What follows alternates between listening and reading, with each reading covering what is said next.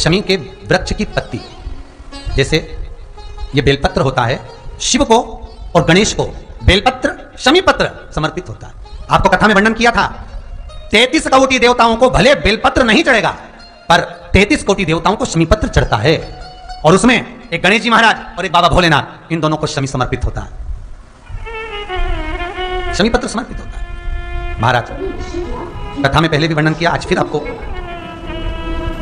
ये शिवलिंग है, समझ लेना बहुत अच्छे से, जो आपको करना है रिद्धि सिद्धि पाने के लिए, संपदा को बढ़ाने के लिए। ये शिवलिंग है, ठीक है, ये गोल जलाधारी है, ये चरण से जल नीचे गिरता है। शंकर जी का पूरा परिवार शिवलिंग के आसपास में है।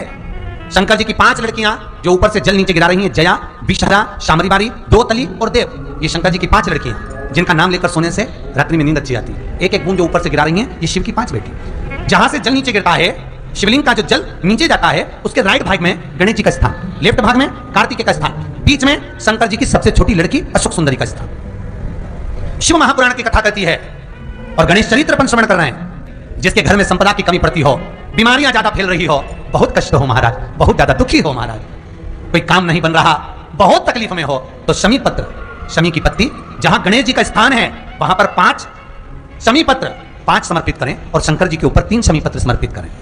बहुत ध्यान देना, 5 शमी पत्र जहां गणेश जी का स्थान है शिवलिंग में, वहां समर्पित करें, 3 शमी पत्र शिवलिंग के ऊपर समर्पित करें।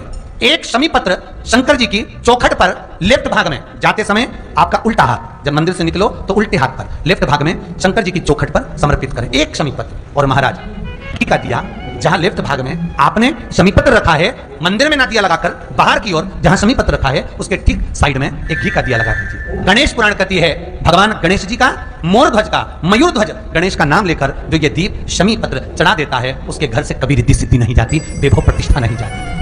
कर देखना, अगले साल तक आपका व्यापार कितना चलता है हमको बताना जरूर, करके देखो एक बार। गणेश पुराण का, शिव महापुराण का ये प्रसंग करिए, जीवन में उतारिए। प्रश्न किसी ने करा है, बड़ा सुंदर प्रश्न है, समझने वाला प्रश्न है कि हम शंकर जी के मंदिर में जाते हैं,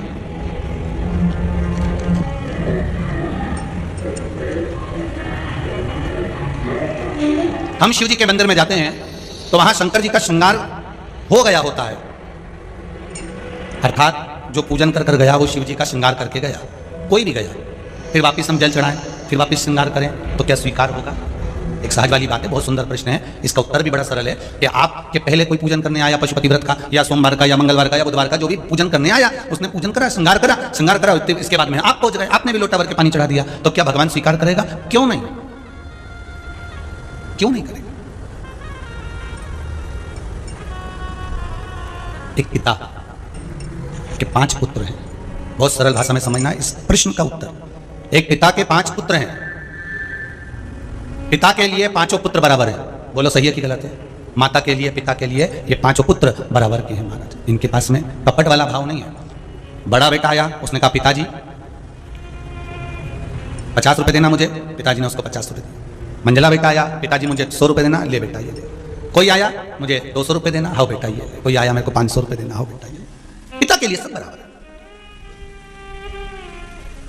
अब एक बेटा आया, उसने पांव दबाया, एक बेटा आया, उसने हाथ दबाया, एक बेटा आया, उसने धोख लगाई, एक बेटा आया, पीठ की मालिश कर चले गया, एक बेटा आया, थोड़ा सा पिताजी को पानी पिलाकर चले गया। उसी तरह पिता प्रसन्न है कि मेरे 5 की 5 बेटे मेरी सेवा में लगे हुए हैं, मेरे 5 पुत्र मेरी सेवा कर रहे हैं, ये पिता की प्रसन्नता है, ये पिता की प्रसन्नता है।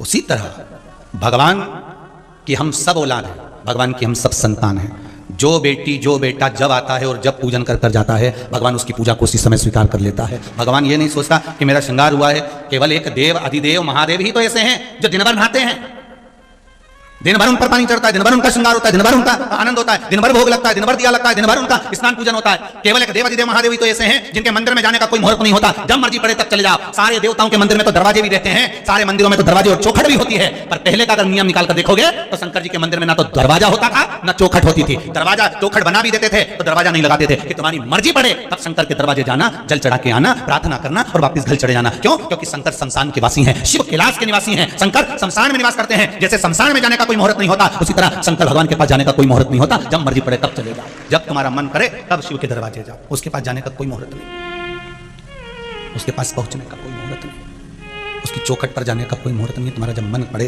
तुम्हारा जब मन करे तब शिव के दरवाजे पहुंचो। जैसे बेलपत्र के वृक्ष के नीचे चढ़ाया गया पानी हमारे पितरों को प्राप्त हो जाता है। शिव जी को चढ़ाया गया पानी 33 कोटि देवताओं को प्राप्त हो जाता है। उसी तरह भगवान देव अधिदेव महादेव को समर्पित करा गया एक बेलपत्र 3 लोक के हमारे संपूर्ण देवी देव जो भी विराजमान है उन सबको प्राप्त हो जाता है। जल की बड़ी महत्वता है कि जल शिव जी को जब चढ़ाया जाता है, जल जब हम बेलपत्री के पेड़ के नीचे चढ़ाते हैं, पीपल के वृक्ष के नीचे जल चढ़ाते हैं, आंवले के वृक्ष के नीचे जल चढ़ाते हैं, तो उसकी कितनी कितनी महत्वता होगी, उसकी कितनी मूलता है। दुनिया के लोग भले ना समझे, पर उसमें पहले का नियम है हमारा, पहले जो भोजन होता था, भोजन बनता था, उसमें आंवले की खटास डाली जाती थी। आज के ज़माने में तो लोग टाटरी डाल दें, नींबू डाल दें, ये सब बात की बात है। आंवला इसलिए डालते थे क्योंकि हड्डियाँ मजबूत रहती थी। अब आज के समय में तो कहाँ लोग बस वो चमनप्राश मिल जाए आंवले का तो खा ले, पर नियम अगर माताएं बनाए कि आंवला नवमी पर आंवले के वृक्ष से आंवले लेकर आवे, आंवला नवमी के समय पर बहुत आंवले आते हैं, तो उसके बाद में उसके पहले कभी भी लिया और आंवले इकट्ठे कर वही जब दाल सब्जी भाजी बनाओ उसमें पटक दो थोड़ा सा एक आंवला, तो उसका जो रस तत्व है शरीर की हड्डियों के लिए अच्छा। तो हमारे यहाँ बेलपत्री का वृक्ष, पीपल का वृक्ष, आंवले का वृक्ष, इन तीनों जगह पर जो जल चढ़ाया जाता है उसकी महत्वता भी हमारे यहाँ दर्शाई गई, उसकी महत्वता दर्शाई। एक अच्छी बात सुनो, बहुत बाबा की कथा में प्राप्त हो और जीवन का कल्याण हो। कभी किसी मकान का उद्घाटन कर रहे हो, किसी दुकान का उद्घाटन कर रहे हो, महाराज मकान का दुकान का आप उद्घाटन कर रहे हैं, उसको प्रारंभ कर रहे हैं, तो प्रयास करा करो कि पीपल के वृक्ष के नीचे की थोड़ी सी मिट्टी, आंवले के वृक्ष की थोड़ी सी मिट्टी, थोड़ी सी बेलपत्री के वृक्ष के नीचे की मिट्टी, थोड़ा आंकड़ा जो आंख होता है, जो शिव जी को फूल चढ़ता है सफेद आंख का, उसके नीचे की मिट्टी, इन माटी को लाकर जहां नए मकान का मुहूर्त हो रहा हो या नए मकान में अपन जा रहे हो या उस मकान में कहीं पूजन आदि करा रहे हो, तो गाय के गोबर के साथ में, गौ माता का जो गोबर है, गौमूत्र है, उसके साथ में इन माटी को लेकर थोड़ा सा भाग लीप लेना चाहिए। क्यों? क्योंकि बेलपत्री के वृक्ष के नीचे लक्ष्मी जी का आवास है, पीपल के वृक्ष के नीचे नारायण और लक्ष्मी का आवास है, शनि का आवास है, भगवान शिव का आवास है। इसलिए शिव जी का एक नाम है पिपलेश्वर महादेव। दधीचि ऋषि की अस्थियां जाने के बाद में सुभाष ने जो अपना गर्भ था उसको पीपल के कोटर में रख दिया था और पीपल के वृक्ष का फल खाकर वो बच्चा जीवित रहा था जिसका नाम पिपला हुआ। शिवजी ने उसको वर प्रदान करा था, इसलिए उसका भगवान शंकर का नाम पीपल के वृक्ष के नीचे पिपलेश्वर महादेव पड़ गया था।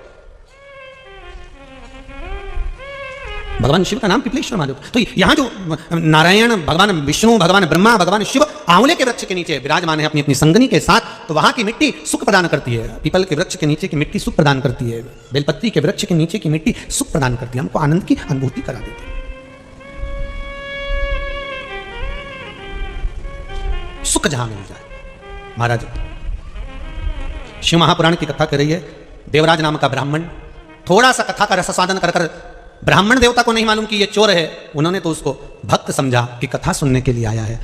अपने को मालूम नहीं पड़ पाता, अपने कथा के पंडाल में, अपने एरिया में कौन बैठा है, कैसा बैठा है, क्यों आया है, अपने को क्या मालूम। आप तो कथा के पंडाल में आया तो आप समझेंगे कथा सुनने आया, अपने को क्या मालूम कि ये क्या करने आया।